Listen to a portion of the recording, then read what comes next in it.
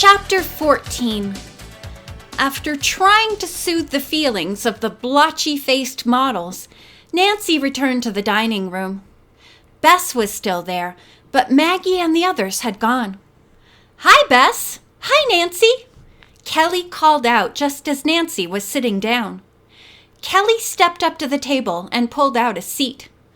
Under her arm was a slender, light gray briefcase that complemented her periwinkle sweater and gray slacks.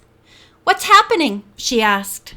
Nancy took a breath and met Kelly's eyes. "I have some news," she began, and she filled Bess and Kelly in on what had happened to Carrie and Diana. "That's nasty stuff," Kelly said, shaking her head. "I'll say," Bess put in, being careful not to let her voice carry. "And whoever is causing all this trouble is trying to scare Nancy." "Is that true?" Kelly asked. Nancy nodded reluctantly. "This was on my pillow this afternoon," she said, taking the note from her pocket and handing it to Kelly. The reporter's eyes widened as she read the threat. "This is getting out of hand," she murmured. "Oh, I'd like to get my hands on that Heather Richards," Bess hissed. "I just know she's behind everything." "Is that what you think too, Nancy?" Kelly asked. Nancy let out a sigh. "I think she may have something to do with what's going on," she said slowly, "but I'm not positive she wrote the note." "Notice that Heather is always absent when trouble strikes?" Bess said, leaning toward them. "She also has a busy schedule, Bess." "Speaking of busy, yikes!" Bess cried, glancing at her wristwatch. "I'm supposed to be at Leo's right now." She grabbed her handbag from the back of the chair. "See you later," Nancy said, watching her friend fly out of the dining room with a quick wave. After Bess was gone, Kelly turned to Nancy and said, "I found out something interesting. I was just at Elan and saw Heather there. Apparently, Monique is already sending her out on go-sees." "What are go-sees?" Nancy asked. "That's when models go to see photographers about getting work," Kelly explained. "But Heather hasn't even won the contest yet," Nancy pointed out. "The judges aren't voting until tonight." Kelly shrugged. "I don't get it either. It seems pretty unfair to me." "Come on, Kelly," Nancy said, standing up and taking her jacket off the back of her chair. "Let's go to Elan and see if Heather's still there. It's time to get to the bottom of this mess."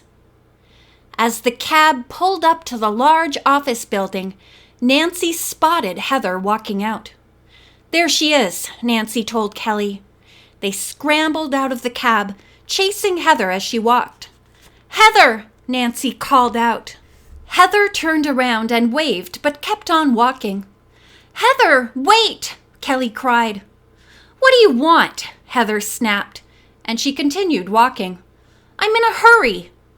"We want to talk to you about something," Nancy told her. "It's important." "I don't have time," Heather retorted. "Then you'd better make time, Gloria," Kelly said. Heather stopped then and stared at the teen scene reporter. "How do you know my real name?" she asked. "I know a lot of other things too," Kelly said, her voice full of steel. "And so does Nancy." "Come on," Nancy said more gently. "Let's find some place to talk." Heather stared at Nancy and Kelly, then glanced down at her wristwatch. "Let me make a call and tell the photographer I'll be late." Kelly pulled some change out of her pocket. "Here," she said, and she nodded at a nearby phone booth. When Heather went to make her call, Nancy said, "This could be our break. Did you see the fear in her eyes just then?" Kelly nodded somberly. When Heather was done using the phone, she pointed to a nearby bench. "We can talk there," she said in a subdued tone. They sat down, and Heather turned to Nancy with a desperate look in her golden eyes. "If you're going to try to blackmail me," she said, You should know that I don't have any money. Not yet." "We're not going to blackmail you," Nancy told her calmly. Funny, Nancy thought, how quickly Heather's mind had leapt to that conclusion. Is that what she would have done if their positions were reversed? "We're not going to blackmail you, but we do want to know a few things," Kelly said. "Such as?" "Such as why you're the only contestant who hasn't been affected by any of the mishaps," Nancy said, leveling her gaze at Heather. "Just luck, I guess." Heather gave a casual shrug, but her eyes showed how amused she was. "What about the threatening note on Nancy's pillow?" Kelly blurted out. Heather's eyes flickered with confusion for a minute, then set into a hard stare. "I don't know what you're talking about. I never wrote any note. And as far as I'm concerned, I haven't done anything wrong in a long time. It would be pretty rotten of you to tell people what you know." "You say you haven't done anything wrong in a long time," Nancy said pointedly. "What about entering this contest even though you've worked as a professional model?" Though Nancy didn't have hard proof, her wild shot hit home. Heather blinked and caught her breath momentarily, but in an instant her hard veneer was back in position. "You can't prove it," she said. "And besides," she added haughtily, "even if you do tell what you know, it won't matter." "Think what you're doing, Heather," Nancy argued. "It won't do you any good to win the contest if Elan's reputation is ruined. They can't help your career if they haven't got any business." "Who cares about Elan?" Heather declared coldly. "There are other modeling agencies, like the one Roger Harlan wants to sign with." "Really?" Nancy said, taking in this bit of information. "And there are other clothing companies too," Heather added, her voice dropping darkly. "Big ones. Bigger than Smash." "Like Let's Go," Nancy said. "Bigger than that. Now I have to go," Heather snapped, getting up and walking away. "Things are starting to fall into place now," Nancy told Kelly. "Let's get back to the hotel. Everyone will be gathering there before long. I want to ask Monique Durand about those go-sees." "I'll meet you there later," Kelly said. "But Nancy, shouldn't we be tailing Heather?" "I don't think so," Nancy said. "You mean Heather's not the one we're after?" Kelly gasped. "Maybe, maybe not," Nancy said. "But I'll tell you one thing. She's not the only one." In the hotel lobby, Nancy watched as workers carried in large blow-ups of the contestants' pictures. "Hi," Nancy nodded to one of the workers who was busy hanging up a blow-up of Bess. "Hi." The worker nodded back, then called across the room to a colleague. "Is this number 3, Eddie?" Eddie consulted a large sheet of paper. "Right," he confirmed. "Hang it there." Nancy stepped back to admire Bess's picture. She was smiling pertly into the camera, and though her expression was a little stiff, she looked good. Leo Halsey wasn't a bad photographer, but he was no genius either. Maggie Adams' photo was sheer magic, though. Her smile lit up her whole face, and the overall effect of the photo was relaxed and natural. Nancy couldn't help gazing at Maggie's picture a little longer than she did at the others. When Heather's pictures were placed on the wall, Nancy did a double take.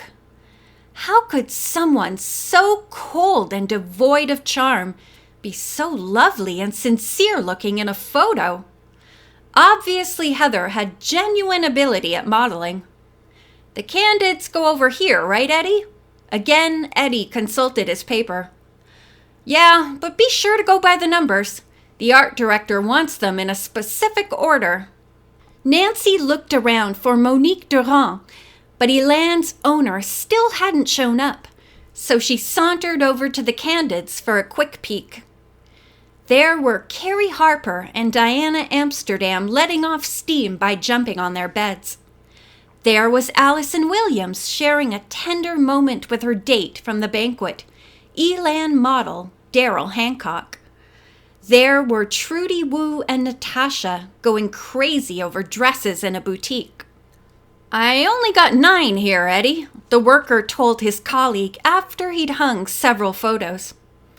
"That's funny. Let me check the list," Eddie said. "Okay, 1 is missing, you're right," he announced. "The one that was taken before the big disaster at the fountain." Before the big disaster? Nancy felt her heart quicken. Why was that particular photo missing? And just what did it show? Maybe if somebody had taken the trouble to steal it, the photo might hold the key to the entire mystery. Eddie scratched his head. "I don't get it," he said. "Everything else is here." The picture may have shown the culprit setting up the paint spraying contraption, Nancy thought. "Here's the guy who can tell us where it is," Eddie said. Nancy turned her head and saw Bogorovsky walk in. "Hello, everyone," he said. "I come to look at the results." "Mr. Bogorovsky, we're missing one of the Candids you took at the fountain," Eddie said. Bogorovsky shook his head in disgust. "I can't print another. The negatives are missing. The second robbery I've had this week. This is ridiculous." Nancy had heard enough, so she made for the exit. She raced through the lobby and hopped into a cab. The sooner she reached Kelly, the better. Kelly had taken all sorts of candid shots for Teen Scene on the day of the fountain shoot. If they were lucky, one of those shots would reveal the same secret as the missing photo. "I need your help, Kelly," Nancy told her at the Teen Scene offices. "Those candids you took at Buckingham Fountain?" "What about them?" Kelly asked. Nancy explained about the missing photo while Kelly started searching through her drawers. "They were right here," the reporter murmured. Nancy held her breath. Was it possible the culprit had gotten there first? Eureka! At last, Kelly pulled out a large manila envelope marked Face of the Year. "I don't know if you'll find anything here, though," she confessed. "All I have are shots of the girls standing around before the shoot. After that purple stuff came out of the fountain, I didn't take any more." "That's just what I'm looking for."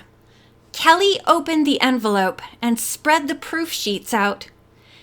Each 8x10 sheet contained 32 1-inch pictures. "Here, Nancy," Kelly said, pulling a magnifying glass from her top drawer. "You'll need this." Nancy peered through the glass at the tiny black and white glossies. There was Allison joking around with Bess and Natasha. There was Bogorovsky yelling at one of the lighting men. There was Heather stepping to the front pedestal. And behind her, in the back of the fountain, "There! See that?" Nancy said, taking a pencil and pointing to the corner of the photo. "What is that, a bush?" Kelly asked. Nancy handed Kelly the magnifying glass. "It's a person!" Kelly exclaimed. "He's crouching behind the fountain," Nancy added. "Right where I found the paint can." "But who could it be?" Kelly looked up from the photo. Nancy's heart soared in triumph. "Who wears a coat with a fur collar?" she asked, even though she knew the answer. "Nobody from the lighting crew, that's for sure." The answer hit Kelly just as Nancy said it out loud. Tom Fortner. End of chapter 14.